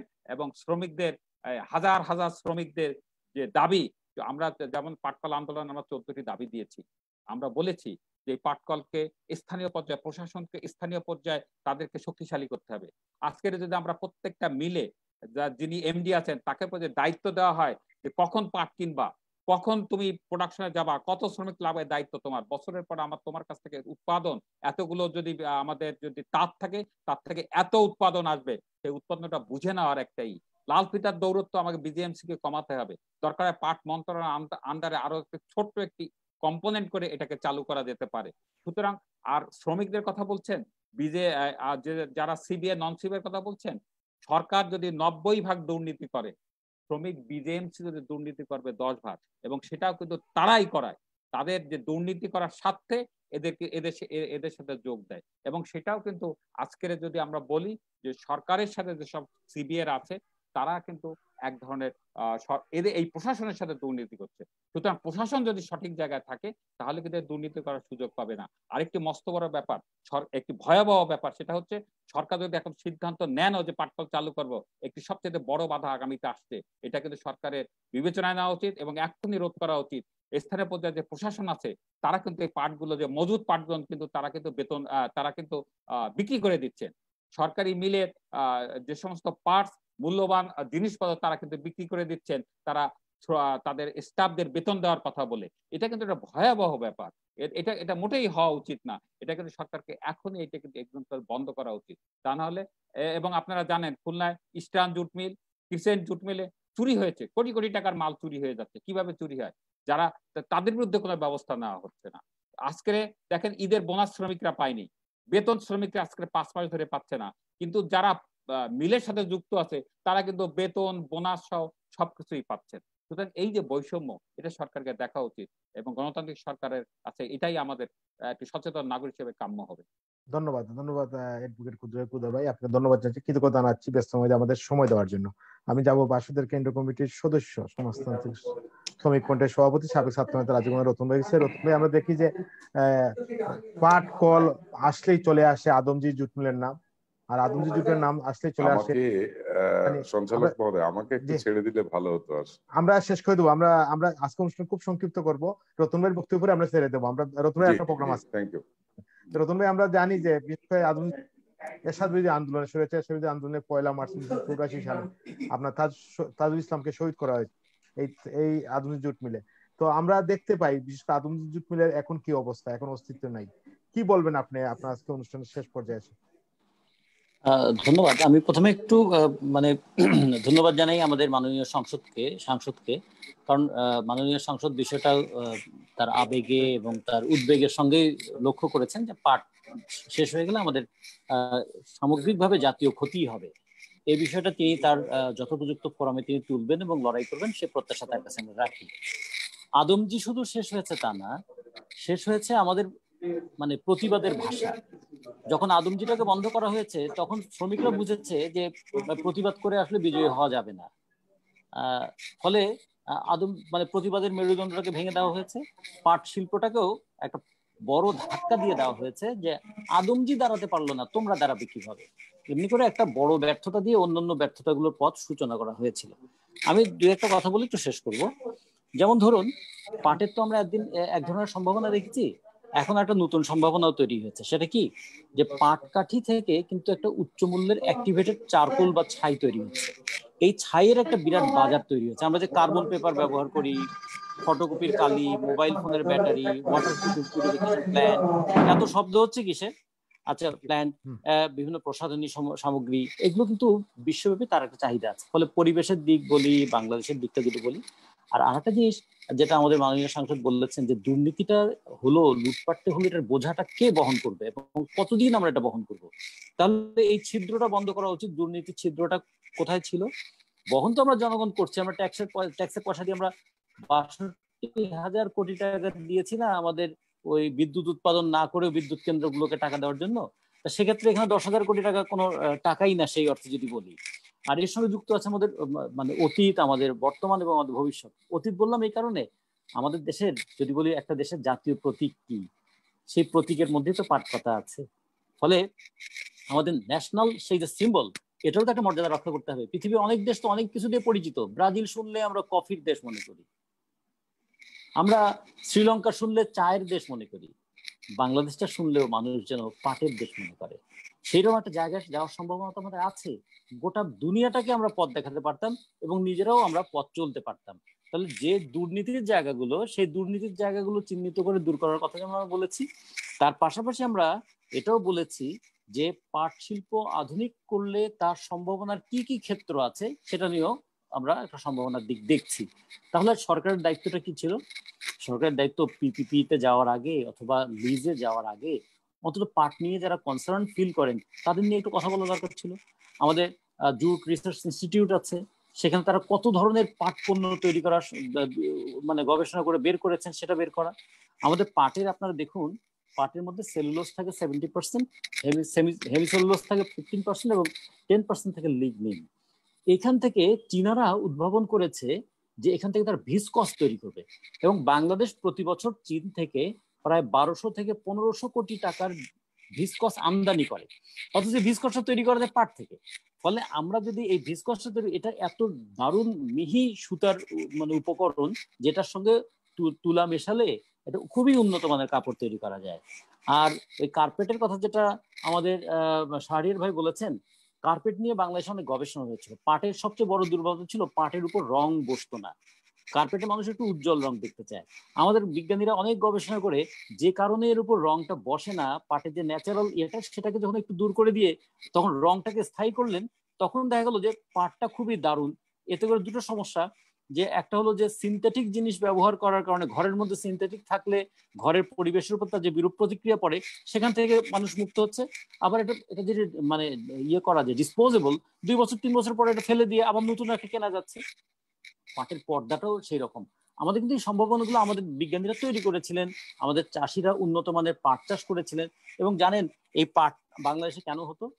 দুটো কারণে। একটা হলো আবহাওয়া বাংলাদেশকে মানে সহায়তা করেছে পাট চাষের জন্য, দ্বিতীয়ত হচ্ছে আমাদের পরিশ্রমী কৃষক। পাট জমিতে নিড়ানি দেওয়ার সময় কৃষকের পিঠে একদম লবণের স্তর পড়ে যায়, চৈত্র মাসের গরম, সেই গরম সহ্য করে কৃষক পাট নিড়ানি দেয়। আবার এই কৃষক প্রচন্ড বর্ষায় 1 হাঁটু 1 কোমর পানিতে দাঁড়িয়ে দাঁড়িয়ে পাটের আঁশ ছাড়ায়, ফলে একবার রোদে পুড়ে একবার সে পানিতে ভেজে। এইরকম পরিশ্রমী কৃষক তো পৃথিবীর আর কোথাও নাই, যে কারণে চাইলেও সব জায়গায় পাট হবে না। এবং যে কারণে দেখুন যখন ভারতকে ভাগ করে ফেলা হলো, ফেলার ফলে বাংলাকে যখন ভাগ করা হলো, তখন দেখা গেল পাটের সব কারখানাগুলো পড়েছে পশ্চিমবঙ্গে আর পাটের জমিটা পড়েছে আমাদের বাংলাদেশে। সে কারণে তো 1951 সালে গিয়ে নতুন করে আমাদের পাটকল স্থাপন করতে শুরু করলো। এবং প্রথমে যখন বাওয়ানি পাটকল, তারপর আদমজি পাটকল হলো, এটা এত দ্রুত সরকারি পৃষ্ঠপোষকতা এতখানি লাভ করতে শুরু করলো যে পাকিস্তান আমলে প্রায় 19 বছরের মধ্যে 77টা পাটকল হয়ে গেল। তার মানে এখানে একটা বিরাট মুনাফা ছিল এবং সরকারের একটা সহায়তা ছিল। তাহলে পাকিস্তান সরকার যে আমাদের উপর শোষণ চালাতো, সে আমাদের পাটকে নিয়ে তার একটা পরিকল্পনা ছিল যে আমার জমি যেহেতু আমার, পাট যেহেতু আমার, কাঁচা পাট রপ্তানিকারক দেশ আমি হব না, আমি পাটজাত দ্রব্য রপ্তানিকারক দেশ হব। আর স্বাধীন দেশে আমরা সেই পাট শিল্পটাকে রাষ্ট্রের হাত থেকে ছেড়ে দিলাম। ফলে এটাও একটু খেয়াল রাখতে হবে যে জনগণের পয়সায় জনগণের স্বার্থে দেশ পরিচালিত হবে, নাকি জনগণের পয়সা নিয়ে মুষ্টিমেয় লুটপাট কাজের স্বার্থ দেখবো। ফলে এই চিন্তার একটা লড়াইও কিন্তু এখানে চলছে। ফলে পাট রক্ষার লড়াইয়ের সঙ্গে সঙ্গে রাষ্ট্রটা কোন লক্ষ্যে পরিচালিত হবে। আমরা যে গণতন্ত্র, সমাজতন্ত্র, ধর্মনিরপেক্ষতা, বাঙালি জাতীয়তাবাদ বলেছিলাম, তা বাঙালি জাতীয়তাবাদের একটা বড় ছিল যে আমরা বলেছিলাম যে পাট আমাদের ভবিষ্যতে। যে কারণে 54 সালে যুক্তফ্রন্টের যখন দাবি হয় 21 দফা দাবি, ওই 21 দফা দাবির মধ্যেও পাট শিল্পকে জাতীয়করণের দাবি ছিল। আর আমরা যখন 69-এর কিংবা 70-এর মানে সেই গণ অভ্যুত্থান এবং উত্তাল আন্দোলন, তখনও আমরা বলেছিলাম পাকিস্তানিরা আমাদের পাট লুট করে নিয়ে যায়, আমরা আমাদের পাটকে লুট হতে দেব না। তাহলে স্বাধীনতার 50 বছর যখন পালন করব, সুবর্ণ জয়ন্তীতে পাটের এই বিবর্ণ চেহারা কেন আমরা দেখলাম? কাদের কারণে, কি প্রক্রিয়া এবং কোন নীতি অনুসরণ কারণে পাট এই জায়গায় চলে গেল? এবং এটা বলে আমি শেষ করি, পাটের ভবিষ্যৎ গোটা পৃথিবীতেই বাড়ছে, বাড়বে। বিশেষ করে করোনা আমাদেরকে দেখিয়ে দিয়েছে যে কৃত্রিম পণ্যের জায়গায় আবার নতুন করে প্রাকৃতিক জায়গায় আমাদের আসতে হবে, প্রকৃতির ভারসাম্য রক্ষা করতেই হবে। কিন্তু সেই সময় পাট শিল্পটা জনগণের হাতছাড়া হয়ে গেল। মানে পাটের সম্ভাবনা বাড়লো কিন্তু জনগণের হাত থেকে সে চলে গেল। যেমন করে বিজয়ের 50 বছর আমরা পালন করছি, কিন্তু বৈষম্য বৃদ্ধির কারণে আমরা মনে হচ্ছে কোন ফাঁকে যে আমাদের হাত থেকে বিজয়টা হাতছাড়া হয়ে গেছে। শুধু বিজয় তো হাতছাড়া হচ্ছে তা না, আমাদের পাটটাও হাতছাড়া হয়ে যাচ্ছে। যে কারণে পাটের সঙ্গে আমাদের আবেগ আছে, পাটের সঙ্গে আমাদের উদ্বেগ আছে, পাটের সঙ্গে আমাদের সম্ভাবনা আছে, এবং পাটের সঙ্গে জড়িয়ে আছে সংকট। এই সংকটটাকে দূর করতে পারলেই কিন্তু আমরা সম্ভাবনার দ্বারটা উন্মুক্ত করতে পারবো। আমাদের আলোচনাটা সেই দিকে আমরা করতে চাই। সরকারকে ব্লেম দিয়ে তো আর সমস্যার সমাধান হবে না। সরকারের কোন পলিসির কারণে পাট শিল্পটা ধ্বংস হলো, সেই পলিসিটাকে আমাদের ফাইট করতে হবে। ফলে এই পলিসিটা যেন আমরা চিহ্নিত করে সেটাকে দূর করতে পারি, এটাই আমার প্রত্যাশা, এবং আমরা মনে করি তাহলে আমাদের পাট শিল্পকে আমরা রক্ষা করতে পারবো। ধন্যবাদ ধন্যবাদ রতন ভাই। আমি ব্যস্ত মধ্যে আমাদের সময় দেওয়ার জন্য কৃতজ্ঞতা প্রকাশ করছি। আমি যাবো মাননীয় সংসদ সদস্য মোহাম্মদ সাইদুজ্জামান খোকন ভাইয়ের কাছে। খোকন ভাই, আমরা জানি আপনি খুব ব্যস্ত, তারপরে আমাদের সময় দিচ্ছেন, কৃতজ্ঞতা প্রকাশ করছি। খোকন ভাই, একটু সংক্ষিপ্ত হয়ে যে কথাগুলো রতন ভাই বললেন যে বাংলাদেশের স্বাধীনতার ইতিহাসের সাথে পাট শিল্প জড়িত আছে, কি বলবেন আপনি? একটু আনমিট করতে হবে প্লিজ খোকন ভাই। ধন্যবাদ রতন ভাইকে, উনি ভালো বলেছেন। উনি যেহেতু এই বিষয়টি নিয়ে অনেকদিন ধরে কাজ করছেন, ওনাকে আন্তরিকভাবে ধন্যবাদ জানাচ্ছি যে উনি আমাদের কৃষক এবং কৃষিকে নিয়ে ভাবছেন এবং পাট নিয়ে বিস্তারিত তথ্য উপস্থাপন করেছেন। আমাদের প্রত্যাশা আমাদের কৃষি এবং কৃষক সমৃদ্ধ হবে এবং কৃষি এবং কৃষকের সমৃদ্ধির মধ্য দিয়েই বাংলাদেশ সমৃদ্ধির পথে এগিয়ে যাবে, এই প্রত্যাশা কিন্তু আমারও।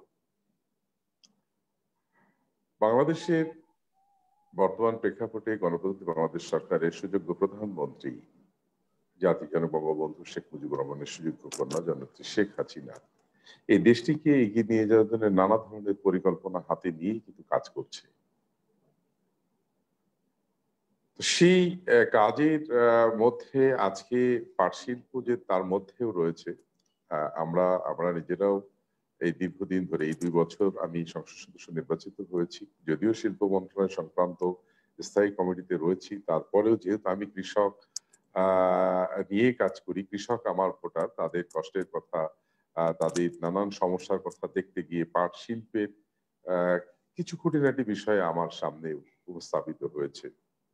আসলে যথার্থই বলেছেন, আসলে এই সমস্যাটা সমাধানের জন্য আমাদের যে লাল ফিতা বলি, আমলাতান্ত্রিক জটিলতা বলি, দীর্ঘ সময় ধরে সেই শুরু থেকে আজ পর্যন্ত কিন্তু এই জটিলতা রয়েছে।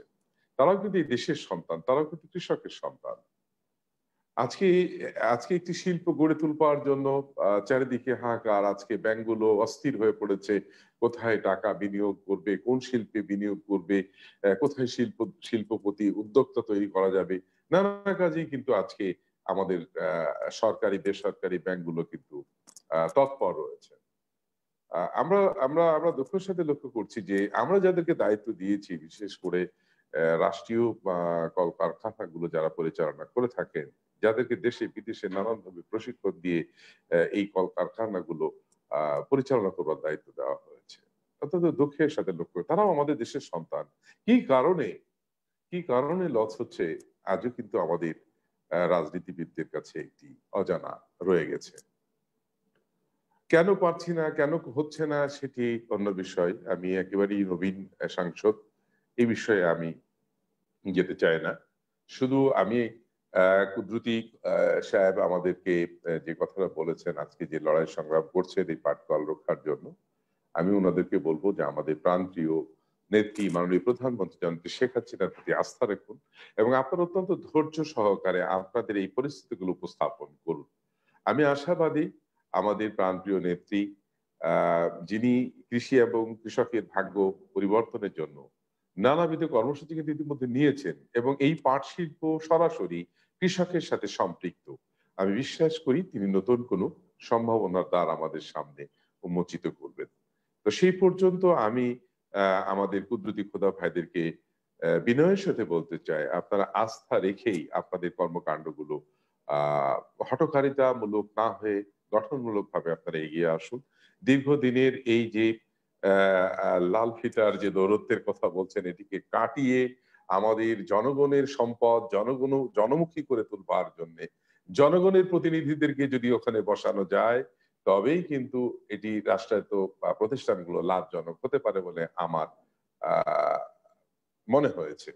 কারণ জনপ্রতিনিধিরা জনগণের কাছে সরাসরি দায়বদ্ধ। কেউ 5 বছরের জন্য নির্বাচিত হয়ে থাকেন, তাদেরকে দুর্নীতির দায়ে দুর্নীতি দমন কমিশনের মুখোমুখি হতে হয়, নানাভাবে জনগণের কাছে ভোট প্রার্থনা করতে যেতে হয়।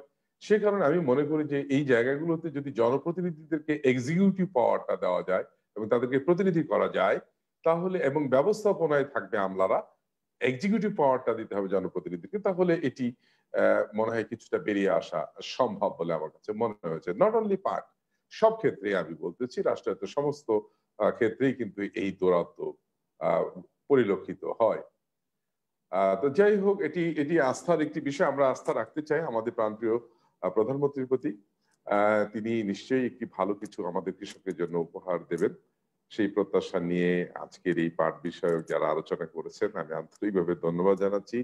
আমাদের প্রবাসী বন্ধু, আমাদের ভাই তাজুল ইসলাম দুটি প্রস্তাবনার কথা আমার কাছে উপস্থাপন করেছে। আমি ইতিমধ্যে দুটি অনুষ্ঠানে এই কথাগুলো শুনেছি।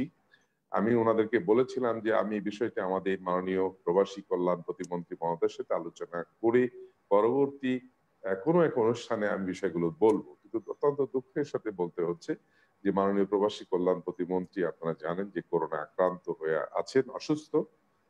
সে কারণে তার সাথে আমি বারবার সংসদে যেও দেখা হয়নি এবং এই বিষয়টি আলোচনা করার সুযোগ হয়নি। তবে আমি মাননীয় পররাষ্ট্র দপ্তরের দু একজনের সাথে কথা বলেছি, ওনারা কূটনৈতিক পর্যায়ে এটি আলোচনা করছে কিভাবে এটি সমাধান করা যায়। তবে একটি বিষয় আপনাকে বলি যে আমাদের সন্তান অত্যন্ত কষ্ট করে জীবনের অনেক সময় নষ্ট করে আত্মীয় স্বজন মায়া মমতা ত্যাগ করে বিদেশের মাটিতে থেকে আজকে অর্থ উপার্জন করে দেশের অর্থনীতিকে সমৃদ্ধ করছে। তাদের এই কষ্ট আমাদের জাতিকে ব্যথিত করছে। কিন্তু একথাও সত্য যে কিছুটা ফর্মালিটি আছে যেগুলো মেনটেন করা অতীব জরুরি। শুধু এটি আমাদের বাংলাদেশের বিষয় নয়, এটি বাহরাইনের সরকারেরও একটি সিদ্ধান্তের বিষয় আছে।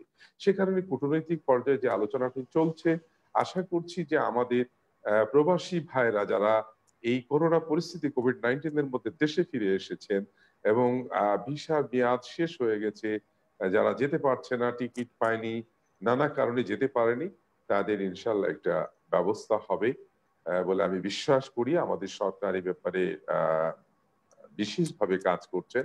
আমাদের পররাষ্ট্র মন্ত্রণালয় এবং প্রবাসী কল্যাণ মন্ত্রণালয় আমাদের কূটনৈতিক মিশনগুলোকে এই ব্যাপারে বিশেষভাবে বলা হয়েছে যেন আমাদের এই প্রবাসী বন্ধুরা, প্রবাসী ভাইয়েরা, প্রবাসী সন্তানরা যেন কষ্ট না পায়, তাদের যেন সঠিকভাবে তারা যাওয়া আসার সুযোগটা পায় সেটি দেখবার জন্য, বিশেষ করে বাহরাইন প্রবাসী যারা এই দেশে আটকে আজকে রাজপথে নেমে তাদেরকে বলতে হচ্ছে যে আমরা বিদেশে আমাদের বাহরাইনে ফিরে যেতে চাই, আমরা আমাদের কর্মস্থলে ফিরে যেতে চাই। এটি আমাদের জন্য আসলে একটি কষ্টের বিষয়। তবুও আমি যে কথাটা বলছিলাম, যেহেতু এটি দুই দেশের বিষয়, এটি কূটনৈতিক পর্যায়ে আলোচনা চলছে। আপনারা ধৈর্য ধরে আস্থা রাখুন, বিশ্বাস রাখুন। আমরা বিশ্বাস করি যে দ্রুততার সাথে এই বিষয়টি সমাধানের পথে আসবে। আর আপনারা জানেন যে আমাদের প্রধানমন্ত্রী যে বিষয়টি তার নজরে আসে, সেই বিষয়টি কিন্তু অত্যন্ত গুরুত্ব সহকারে এই সিদ্ধান্তগুলো দেন এবং জনগণের স্বার্থেই দিয়ে থাকেন। কারণ আমরা জানি যে আমাদের বৈদেশিক মুদ্রা, আমাদের রিজার্ভ বৃদ্ধি হয়েছে, আমাদের শ্রমিকদের জন্য, আমাদের ভাইদের জন্য যারা কষ্ট করছে, শুধু বাহরাইন নয়, পৃথিবীর বিভিন্ন দেশে শ্রম দিয়ে তাদের কষ্ট স্বীকার করে পায়ের ঘাম মাথার ঘাম পায়ে ফেলে আজকে আমাদের দেশে অর্থ পাঠিয়ে আমাদের রিজার্ভকে সমৃদ্ধ করেছে। আমাদের রেমিটেন্স, যাদেরকে রেমিটেন্স যোদ্ধা বলছি, তারা প্রকৃতপক্ষেই তো আমাদের দেশের জন্য একটি সম্পদ, একটি সম্পদ। তাদের কষ্ট লাগবে। আমাদের সরকার মানে যথাযথভাবে কাজ করবেন এই আস্থাটুকু রাখবার প্রত্যাশা রেখে আপনাদের সকলের মঙ্গল কামনা করে বিদায় নিতে চাচ্ছি। আশা করছি আপনারা ভালো থাকবেন, সুস্থ থাকবেন। আবারও দেখা হবে কোনো এক কোণে, একটা সুন্দর পরিবেশে। আমরা একটি সুন্দর বাংলাদেশ দেখতে চাই, আমরা একটি সমৃদ্ধশালী বাংলাদেশ দেখতে চাই। মহান মুক্তিযুদ্ধের স্বাধীনতার চেতনায় উদ্বুদ্ধ হয়ে দেশ প্রকৃতপক্ষে বঙ্গবন্ধুর সোনার বাংলা, স্বপ্নের সোনার বাংলা গড়ে তুলবে, এই প্রত্যাশা নিয়ে সকলের সহযোগিতা এবং ঐক্যমত কামনা করে শেষ করছি। আসসালামু আলাইকুম রাহমাতুল্লাহি ওয়া বারাকাতুহু। ধন্যবাদ মাননীয় সংসদ সদস্য, আমি কৃতজ্ঞতা প্রকাশ করছি আপনার ব্যস্ত সময় আমাদের সময় দেওয়ার জন্য। আমরা আশা করি বিশেষ করে পাট শিল্প নিয়ে যে সমস্যা বা সে সংকট দেখা দিয়েছে, আশা করি এটা অবশ্যই সমাধান হবে। মাননীয় সংসদ সদস্য, আপনাকে বলছি, আপনার ডেনমার্ক থেকে আপনার এক ভদ্রলোক যিনি মাহবুবুর রহমান, তিনি আপনাকে সালাম জানিয়েছেন এবং গাংনীর উন্নয়নের জন্য আপনার প্রশংসা করেছেন। উনি হচ্ছে মাহবুবুর রহমান, ডেনমার্ক আওয়ামী লীগের মাহবুব ভাই, আপনাকে সালাম। আপনি ভালো থাকবেন। আপনাকে আমার খুব মনে পড়ছে, আমি আপনার সাথে সংযুক্ত হতে চাই। আর গাংনীর উন্নয়নের জন্য আপনারা আমাকে দায়িত্ব দিয়েছেন, যতটা সম্ভব আমার এই ক্ষুদ্র বুদ্ধিমত্তা দিয়ে চেষ্টা করে যাচ্ছি। দোয়া করবেন, আপনারা পাশে থাকবেন, দূর থেকে আমাকে সহযোগিতা করবেন। আপনাকে অসংখ্য ধন্যবাদ। সেই সুদূর প্রবাসে বসেও আপনি আমার গাংনীর কথা ভাবছেন, গাংনীর উন্নয়নের কথা তুলে ধরছেন, এজন্য আপনাকে আন্তরিকভাবে ধন্যবাদ জানাচ্ছি। আবারও অন্তরের অন্তঃস্থল থেকে আপনাকে আমার সাথে থাকবার প্রত্যাশা ব্যক্ত করছি। ধন্যবাদ মাহবুবুর রহমান ভাই। এছাড়া অনেকে আপনাকে ধন্যবাদ জানিয়েছেন মাননীয় সংসদ সদস্য, আর আপনাকে কৃতজ্ঞতা জানাই এবং প্রত্যেক আলোচকের সম্মান জানাই এই জন্যই যে আমরা স্বভাবতই দেখি সরকার সংশ্লিষ্ট বা সরকারের সাথে সংশ্লিষ্ট এরকম কেউ, কোনো সংসদ সদস্য, মন্ত্রী মহোদয় কেউ যদি আলোচনায় থাকেন এবং সেখানে যদি জনপ্রতিনিধি, বিরোধী দলের বা অন্য রাজনৈতিক দলের কেউ থাকেন, তাহলে আলোচনাটা অনেক সময় ভঙ্গুর পর্যায়ে হয়ে যায়, যুক্তি পাল্টা যুক্তির মধ্যে একটা মারপ্যাচ থাকে। আজকে মাননীয় সংসদ সদস্য এবং আলোচকদের অনেক ধন্যবাদ যে একটা গঠনমূলক দেশপ্রেমে উদ্বুদ্ধ হয়ে থেকে, নিজের ভালোবাসা, নিজের দেশের প্রতি দায়বদ্ধতা থেকে আপনাদের আলোচনাগুলো শুনতে পেয়েছি, সমস্যাগুলোকে চিহ্নিত করার ক্ষেত্রে প্রত্যেককে আন্তরিক দেখতে পেয়েছি। আজকের অনুষ্ঠান আমি সফল হয়েছে বলে মনে করি। আপনাদের সবার প্রতি কৃতজ্ঞতা। ধন্যবাদ শাহরিয়ার ভাই, ধন্যবাদ জানাচ্ছি। এবং আগামীকাল বাংলার সময় রাত 9টায় বিকাল 3টায় অনুষ্ঠান থেকে আমন্ত্রণ জানিয়ে অনুষ্ঠান শেষ করে সবাই ভালো থাকবেন, সুস্থ থাকবেন। কৃতজ্ঞতা সবার প্রতি।